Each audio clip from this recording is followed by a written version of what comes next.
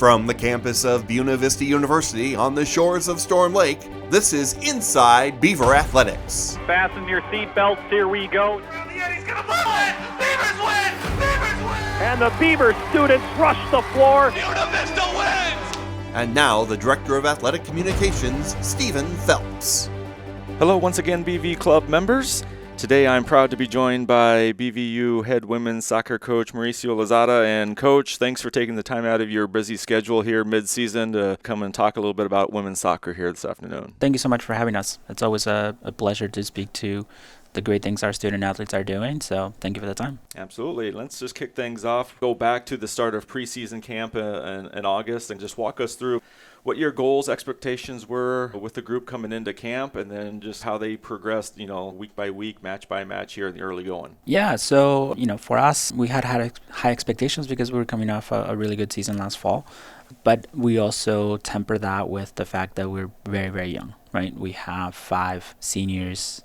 We have 5 upperclassmen between seniors and juniors. So I really wanted to make sure that we set them up for success, but also understand that there were going to be some bumps along the way. Our sophomores, freshmen, they're amazing from just the hunger that they have to get on the field and compete and give everything they got, and also just the learning curve. It wasn't as big as I thought it was going to be, so I'm very appreciative of that. Right now we have, I believe, 5-6 freshman starters, and then everything else is between the rest of our classes. So I'm very happy for how they stepped up, and they've really settled into who we are, what we're about, and also having a little bit of ownership of the program on their end as well. We changed preseason a little bit compared to what we had done in the past of 2-a-days and all that stuff. We took a little bit more work into team bonding and just getting to know each other in the mornings and doing a little bit of that work that sometimes we overlook. And then at night we went after it and how we wanted to play, what were the objectives going to be, and those things. So I appreciate how it shook out. Obviously we started the season really strong with 2 wins off the bat, and after that we have dealt with a couple injuries, so we haven't really been full strength as much as we want, but I do appreciate the fact that the willingness to compete, the willingness to put all the objectives and ideas together and get out there and challenge themselves. That's been fun to watch, because obviously now going into as we're ramping up conference play, we've been there and seen it and have been tested. So now can we use those experiences and those lessons to really get after it and compete as we really get into what conference play is all about. And now you've been on campus in this position now for a few years. You go back to last year, that group took the program and got it a little bit over that hump, won the first conference match for the first time in a number of years, won 7 matches overall. You had a pretty veteran senior class that left you last year, but you still had a lot of players that came back this year that gained a lot of experience over the last year or two. And sitting right up there at the top of the list, seniors, like Haley Chambers, Bailey Gibbons, your go-to players, especially in the offensive end. As a coach, now that you've been able to build your foundation, how have you seen the progress of the talent level and just the building up of the roster in that sense? The talent level's there and the depth is there. Again, the love-hate relationship of college soccer is that once injuries come in, you can have all the talent in the world. If you physically, mentally not there, then, it goes out the window. So for us, the fact that, this first-year class that came in, the experience that they come in with of, state high school champions, major national tournament participants, coming from clubs and high school programs that, not only they had winning pedigrees, but also, have really prepared them for what college soccer is going to be. That's exciting, right? We also have more of a national program, meaning that, we have Utah, Colorado, Virginia, Miami, Florida in the ranks here with this first year class that we have now. And our 26s, we already have, Indiana, California, Colorado, and a little bit more talent from Iowa, which that goes a long way as well. So we're excited for the fact that that has opened the doors to, more of a national recognition of building something special, and you can come in and be part of that. So that's the exciting part, that not only do we have a very young team, but also a young team that just wants to leave the program better than they found it. And it's getting that 26 and that 27 class excited about coming in and being part of the process as well. So yes, we do appreciate Haley, Bailey, Avery, Alyssa, and Lexi, our 5 upperclassmen, for really setting the foundation and balancing out experience with the big class that we brought in. They were part of that 7 winning games group and major contributors to that, and now they're major contributors of just setting up the program for future success. So it's a win-win situation for us, and I'm very, very happy that the first years really are buying in, and then our upperclassmen are like, all right, let's lead them with grace and grit, and obviously the future is unknown, but at least I'm very, very excited about the possibilities. And when you talk about those, the first years, when there were the prospective students coming on campus, what were, players like Avery, Haley, Bailey, what were they doing as far as, from a recruiting standpoint when you brought recruits on? How involved were they? How those upperclassmen, took those younger ones under their wing when they're on campus, just to get them to feel comfortable here and ultimately want them to come to BV? I'm a huge believer that, our, recruits and commitments and, future Beavers, they pick us because of the members of our program and what BBU has to offer in the classroom, right? It's not because of me. Our group, our current members are very involved in those visits. I want them to be accessible. I want them to answer questions. I want them to just say and share what their experience is, not just from a soccer perspective, but in the classroom, activities, groups, Storm Lake, and everything in between, right? So most of the time I'm not involved in those conversations because I don't want to stifle, again, who they are and what we're about. I like I said, I'm a strong believer that people will pick us, and you see why we have people from all over the country, because their experience during the visit, they really got to get every question answered and got it firsthand, right?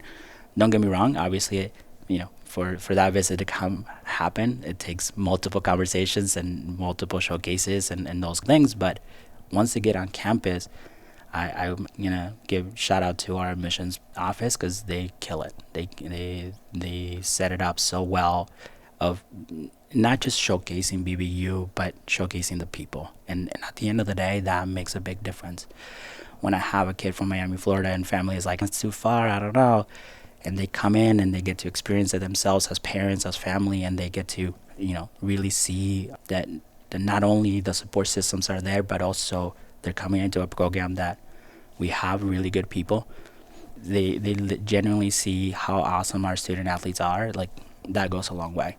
And then, our professors, our admissions folks, administration, the fact that they can actually speak to the president of the school during their visits sometimes, and those things go a long way, right? So BBU it has a lot to offer, and in every single visit, I've always gotten nothing but positive reviews of it. So it makes my job so much easier. That is why we're the success that we are, and I'm excited for it. And when you talk about, taking the upperclassmen, taking the lead roles on the team, pulling everybody together and going out and doing things, you guys are heavily involved in the community, doing activities, taking part in fundraisers, things of that nature. Just talk about how, as a coach, from that perspective, how rewarding it is to see, the ladies just take grasp of those and take the leadership roles on those and want to be involved, whether it's, holding an event here on campus to support, a certain cause, associated with a match, or going out and supporting another local organization and a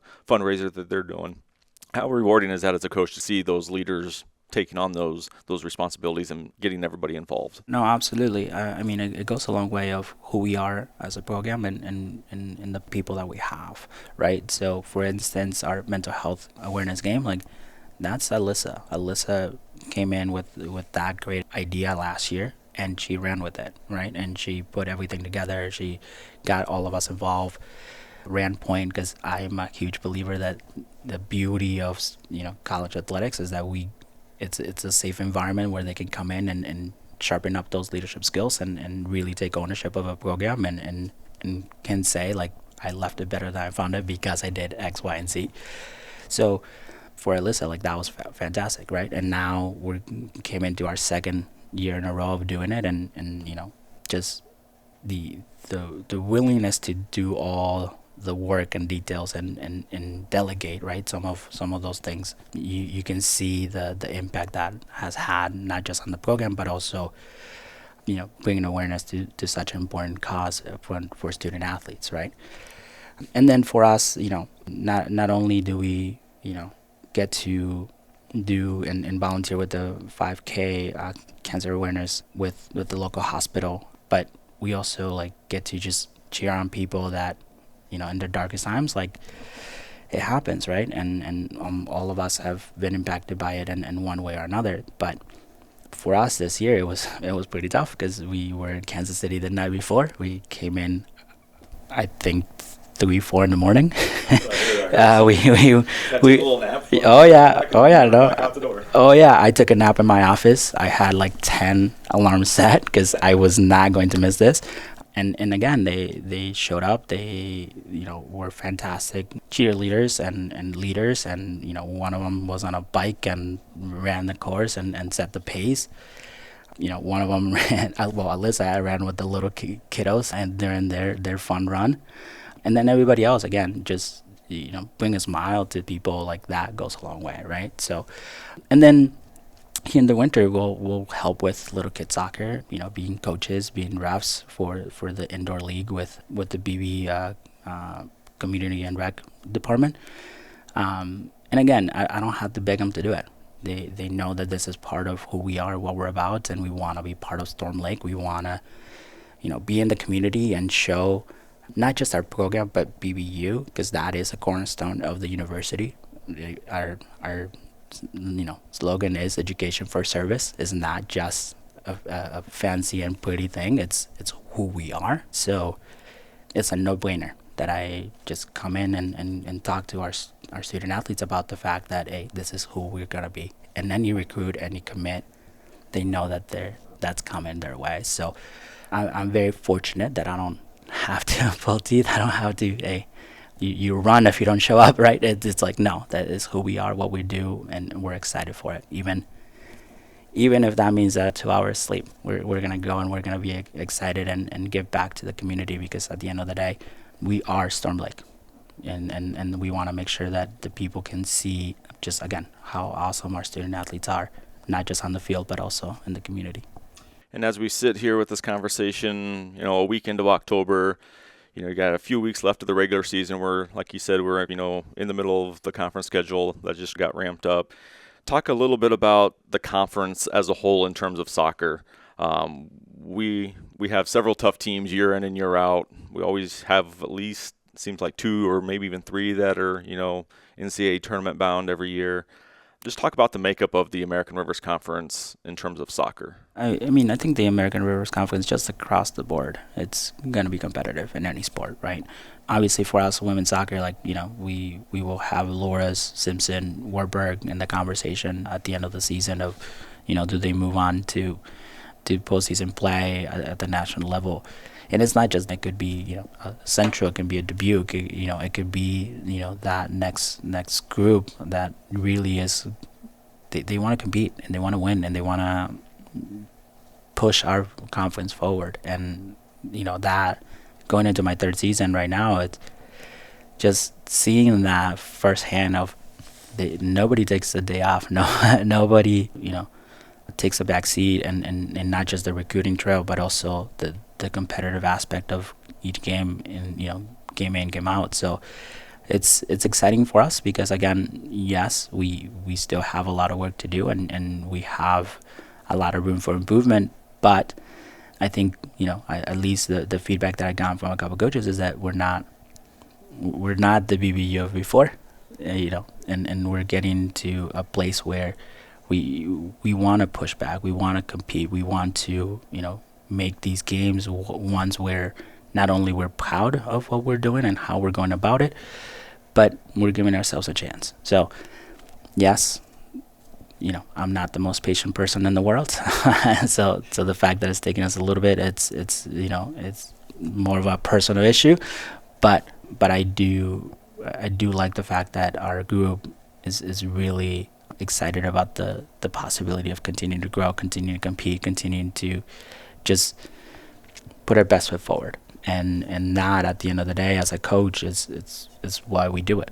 Don't get me wrong. I want the titles, and I want the personal accolades, and I want to make sure that we are a program that's in that conversation at the end of the season. But we're also building it the right way. We're bringing the right student athletes. We're bringing student athletes that want to take ownership of it, want to excel in the classroom, and want to give back to the community, and want to build a supportive environment and a program that people are excited to be a part of. So when everything comes together, it will be worth it.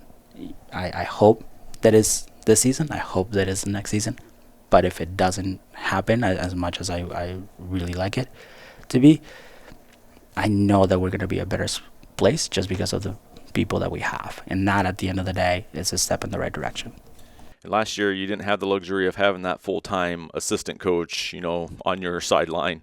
This year, coming into camp all the way through, now you have that full-time assistant.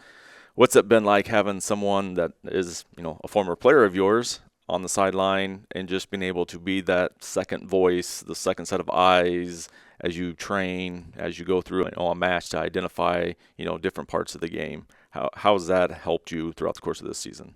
Game changer. Trisha has been an amazing addition to the coaching staff.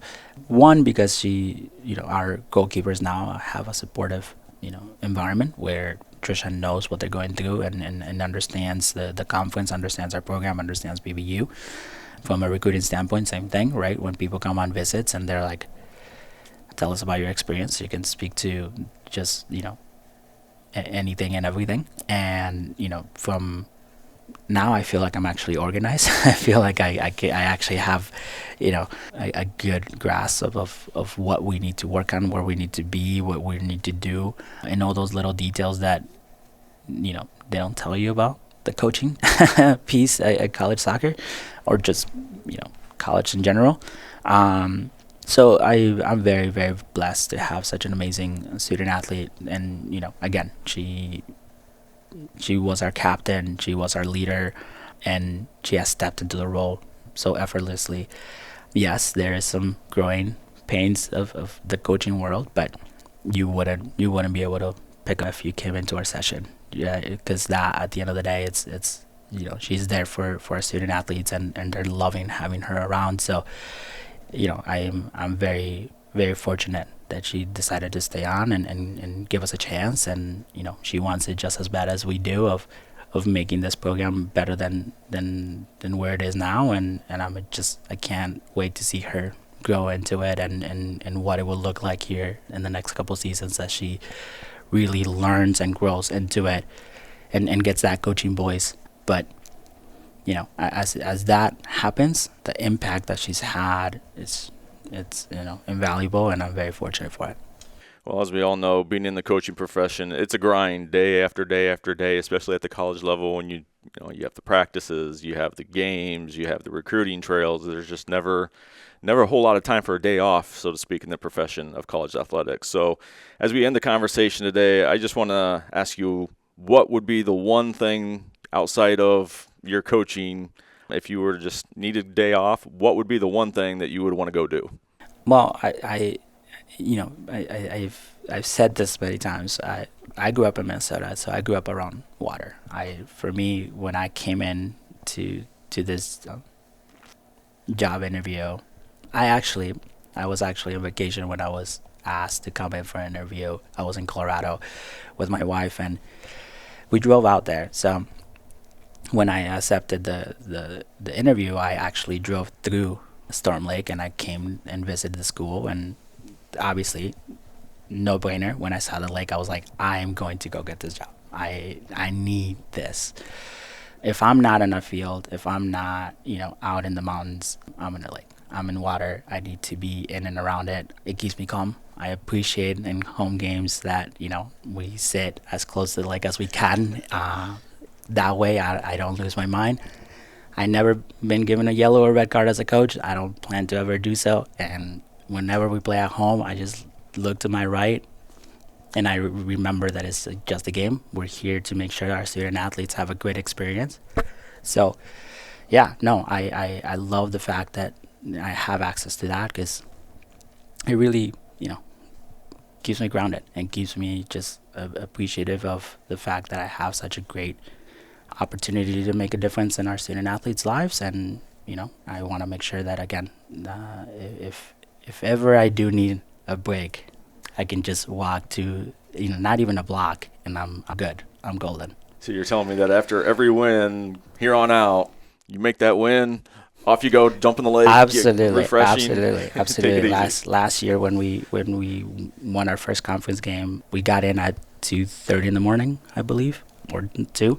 I walked right into the lake, and there's video of it, so there's proof of that. No, the team went to sleep. They were done. They were excited. We enjoyed ourselves on the the ride over. But that was supposed to be the thing that I needed to do. I couldn't wait till the next practice and do it. I just went straight in there and realized that going in there in October is probably not the right move, but you know what? It gave me that thing of like, all right, I gotta do this more often. So I'm excited for these next couple of conference games where we have opportunities to do that, and I look forward to going into the lake and just being able to celebrate the steps forward that we're taking as a program. Well, Coach, hopefully there's many more victories to come by, many more jumps in the lake to watch. We appreciate you again taking the time out of your busy schedule to sit down and just chill and talk a little bit about women's soccer. Well, thank you so much for the opportunity. I always, appreciate the fact that we can, highlight our program, and not just our program, but BBU Athletics, because we're doing great things here, and I'm excited for the future of the Beavers, either on a field, on a court. We're taking care of business, so I'm excited for the future. All right, best of luck these last 3 weeks of the regular season. Thank you. I am now joined by BVU head men's soccer coach Kelsey Resnick. Kelsey, I know we're right in the thick of the conference slate, so really appreciate the time to step out of your schedule and talk a little bit of BVU men's soccer here. Yeah, thanks for having me. Really excited to talk with you. Well, let's just go ahead and dive all the way back to, July, August as you're preparing for the preseason, knowing that you have a pretty veteran-laden group coming back.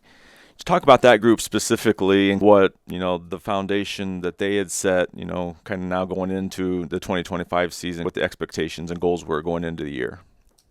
Yeah, I think our older players set the tone for us, and they've seen a few seasons where we struggled early on in their careers, and I think that they have done a really good job of making conscious decisions to buy into the program goals and expectations and standards to really raise those levels.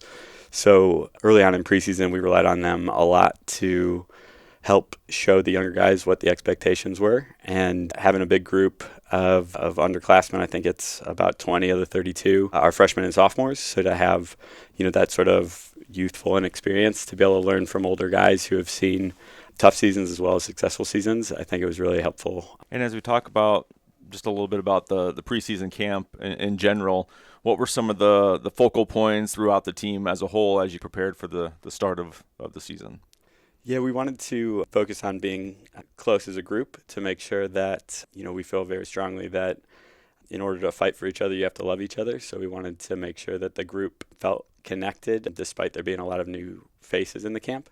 From a soccer side, we wanted to really try and start dictating tempo in possession. So a little bit more deliberate build-up, a little bit more looking to play to feet rather than going over the top. And, we're asking the boys to play with more confidence, be a little bit braver, especially in possession. And I think that despite some growing pains, I think that we are moving the ball more effectively and being more dangerous in the attacking third now. And as you talk a little bit about the roster, you mentioned that you have a good combination of old veteran players and the youthful players.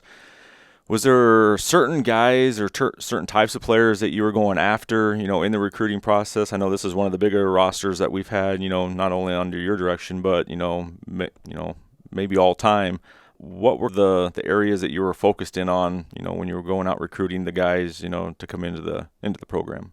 Yeah, so we were looking to raise levels across the board. Ultimately, we have a pure competition mantra where we expect lineup changes from training to training, match to match, week to week, depending on who's in form, who's showing the best, who's pushing the best. And to be able to have a reliance on, competition pushing the depth chart, we needed to bring in the levels capable of challenging for those spots. So now we have starters who have to progress, have to develop, have to get better throughout the season because they have guys who are hungry to find meaningful, impactful on-field minutes who are chasing them.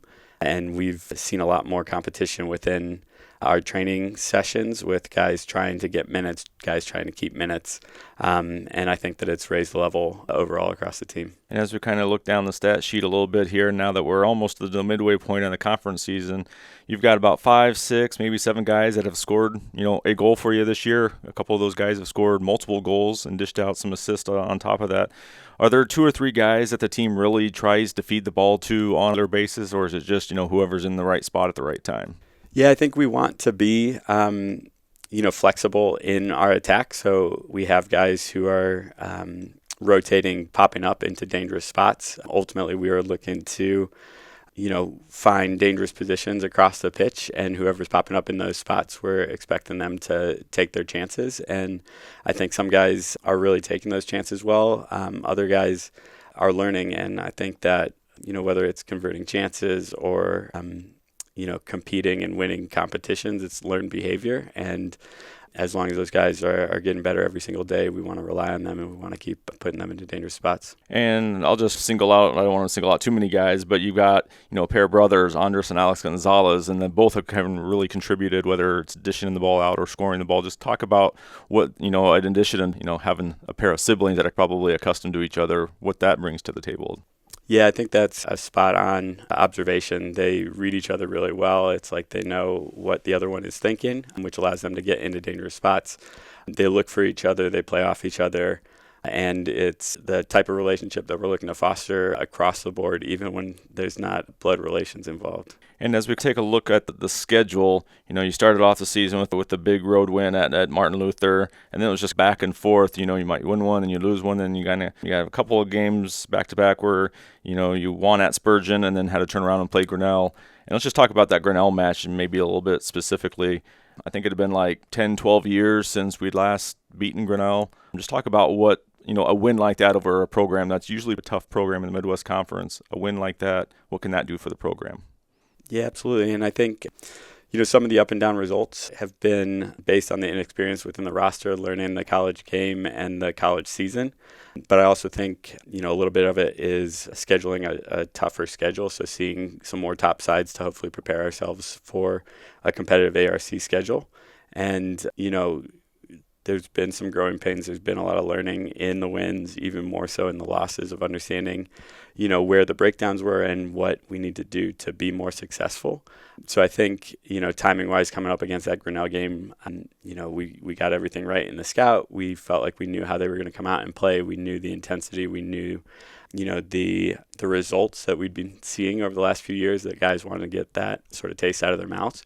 And, on that day, everything came together with the energy, with the buy-in, with the commitment, and then with the execution. Obviously, to be able to grind out a 1-0 result against the top side is a great accomplishment. Yeah, and I mean, you look at the results, everything's been, 1, 2, there's been a couple 3 goal score games. You take out that Wartburg game to, start conference play, everything's been, really net and tick right there throughout the course of the season so far. Now, as you go through the second half of the season or get ready to start the second half of the season, what are the things that the team's really going to have to focus in on here, as they want to try and, pick up a couple wins here in the conference season to close things out? Yeah, I think it comes down to focus to make sure that we're competing for 90 minutes, that there's no mental letdowns. If, you take your foot off the pedal for even a minute, the opposition can capitalize. And in a league that's so tough, that has so much parity top to bottom, you can't allow your opponents to get the upper hand on a self-inflicted injury. So we're looking to clean up on the technical side to make sure that we can play the way that we want to play.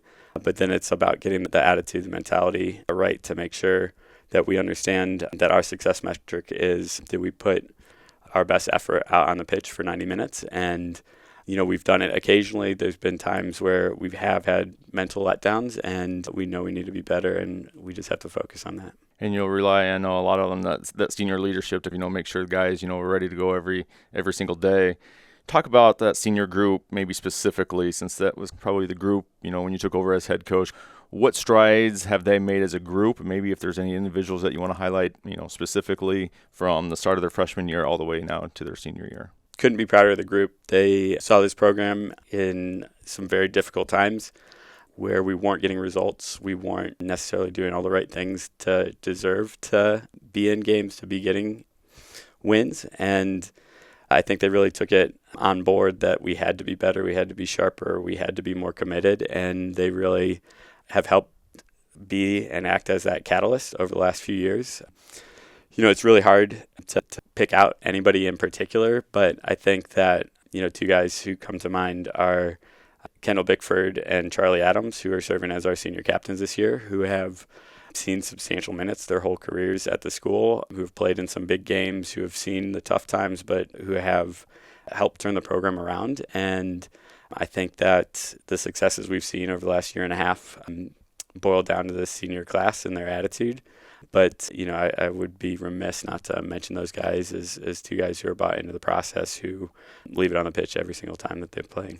Specifically, that senior group has been very involved, in community projects, organizations, throughout their career.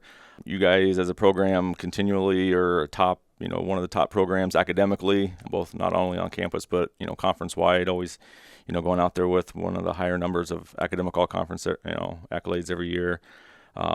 Just talk a little bit about, the involvement off the field and the contributions that this group really makes in that regard. Yeah, that's certainly an important aspect of college athletics to us. The privilege of playing competitive fixtures in the sport that you love is just that. It's a privilege. And to be able to earn the right to be able to do that, you have to do the right things in the classroom and off the pitch as well. We feel like we want to be connected to the community. It's a big soccer community, so we want to make sure that we get our face out there, that we are giving back, especially to the local youth. We love, acting as refs, acting as coaches for the local programs in town, volunteering, helping out whenever possible. We do readings with the elementary school kids. We do the High Five Friday type stuff. And just to see, the face of the kids who are getting excited because at that age, college players are their pros, and seeing them in the jersey, seeing them that close, seeing the size, seeing the excitement that you can get from 18 to 22-year-olds, despite it being 7 in the morning on a weekend that would otherwise be an off day, is super rewarding. And I think that the boys have really bought into it and appreciate the ability to give back. And I said before, we're in the middle of the conference season. I know there's still a long ways to go. You mentioned earlier that it's one of the top premier conferences around. Talk about some of the top teams in this league and what really makes them so tough. What makes it tough to navigate the conference is that there's a lot of different ideas for how to play the game. So can make it a little bit tough to prepare match to match, where you're seeing very direct, very aggressive type play styles from certain sides.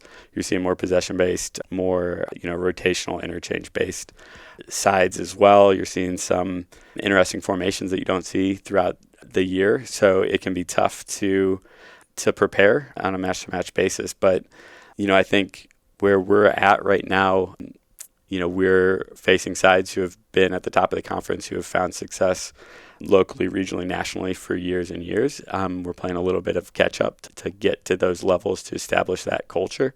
But again, the most important thing to us is how competitive are we? Are we in the game? Are we competing? Are we winning halves? Are we winning our battles? Are we proud of the results? Are we proud of the effort that we're putting in? And that's really our focus. Obviously, the goal is always going to be to win. The goal is obviously going to be to make a conference tournament, and we're still shooting for that. But what's more important is, are we doing the right things? Because winning, because getting to the tournament, because getting to the NCAA tournament, those are byproducts of doing the right things on the field, off the field, in season, out of season. So that's really where we're trying to focus our energies. Well, Coach, you got about 3 weeks or so left of the regular season. Again, we appreciate you taking the time, out of your busy schedule to come visit with us today, and best of luck these next couple weeks. Thanks a lot for having me. Inside Beaver Athletics is presented to members of the BV Club and friends of Buena Vista University Athletics. We thank you for your support of our athletes. Until next time, go Beavers!